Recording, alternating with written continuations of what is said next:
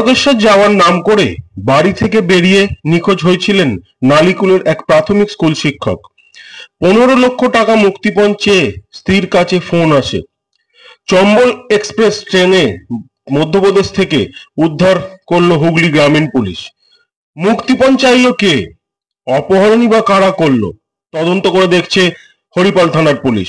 Police সূত্রে জানা গেছে, গত 4 জুলাই বেলা 3টের সময় তারকেশ্বর যাচ্ছেন বলে বাড়ি থেকে বেরিয়েছিলেন নালিকুলের বন্দিপুরের বাসিন্দা প্রাথমিক স্কুল শিক্ষক দেবকুমার দাস। হরিপাল থানার অন্তর্গত নালিকুল স্টেশন গ্যারেজে বাইকটি রেখে তিনি যান। তারপর রাত 9টার সময় শিক্ষকের স্ত্রীর ফোনে শিক্ষকের ফোন থেকে প্রথমে ফোন আসে এবং তারপরে 15 লক্ষ টাকা মুক্তিপণ দিতে হবে এই বলে। পরে মেসেজ আসে, পুলিশকে বললে গুম করে দেয়া হবে।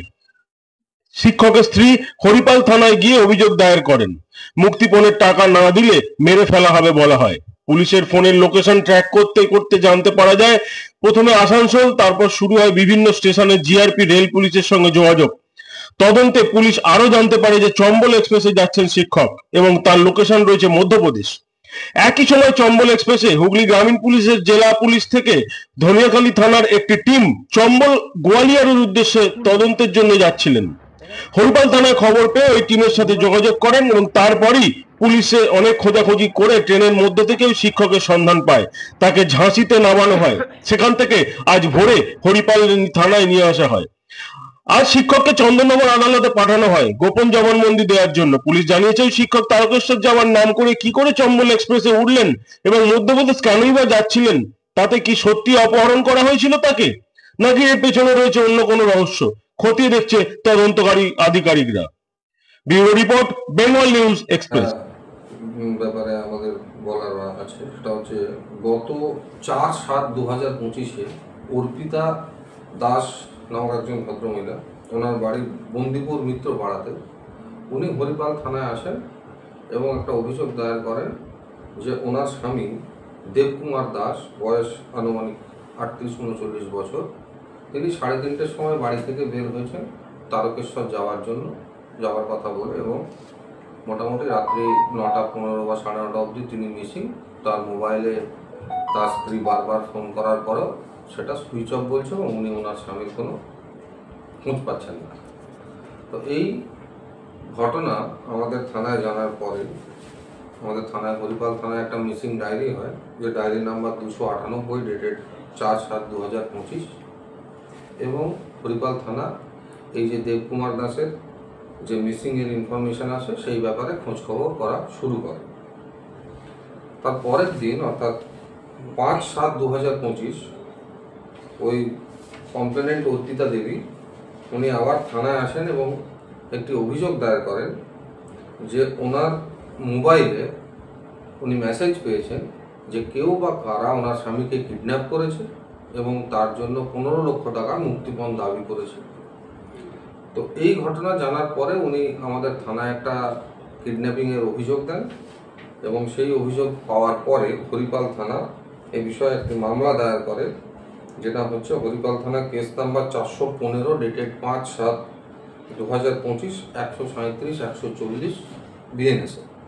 ওনার অভিযোগের ভিত্তিতে এই মামলা দায়ের করে এই মামলার তদন্তে নামে এবং ঘটনাক্রমে দেখা যায়, তদন্ত করতে করতে দেখা যায় যে ওনার যে মোবাইলের লোকেশন নেওয়া শুরু করে আমাদের এসওজির হেল্পের মাধ্যমে, এবং বিভিন্নবার যখন থানার বড়বাবু এবং থানার তদন্তকারী অফিসার আমাদের বিশ্বজিৎ আছে এবং হরিপাল থানার যে টিম আছে, তারা এই ব্যাপারে যখন খোঁজখবর শুরু করে টাওয়ার লোকেশন নিয়ে দেখা যায় যে বিভিন্ন ওনার মোবাইলের যে লোকেশনটা সেটা বিভিন্ন রেল স্টেশন ক্রস করছে। অর্থাৎ প্রাইমারিলি আমরা এটা বুঝতে পারি যে উনি কোনো ট্রেনে ওনার ট্রাভেল করছেন বা ওনাকে নিয়ে যাওয়া হচ্ছে, এরকম পুলিশের সন্দেহ হয়।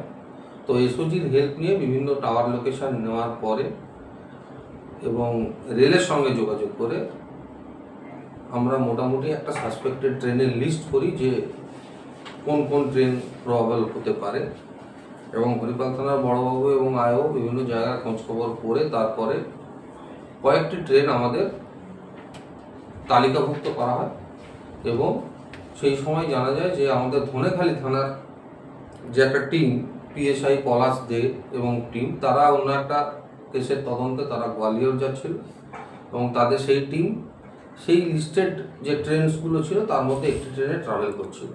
তো তাদের সঙ্গে যোগাযোগ করা হয় এবং তাদেরকে এই যে নিখোঁজ আমাদের দেবকুমার দাস আছে তার ছবি এবং বাদবাকি ডিটেলস, কেসের ডিটেলস তাদেরকে দেওয়া হয় এবং তাদেরকে এই ব্যাপারে একটু খোঁজ খবর করতে বলা হয় তাদেরকে।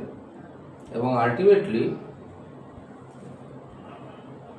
মথুরা চম্বল এক্সপ্রেস ট্রেনে ঝাঁসির কাছে আমাদের এই দেবকুমার দাস যিনি মিসিং ছিলেন তাকে পাওয়া যায় এবং হরিপাল থানা তাকে ঝাঁসি থেকে, আয়োজে বিশ্বজিৎ আছে, ঝাঁসি থেকে টিম তাকে উদ্ধার করে নিয়ে আসে এবং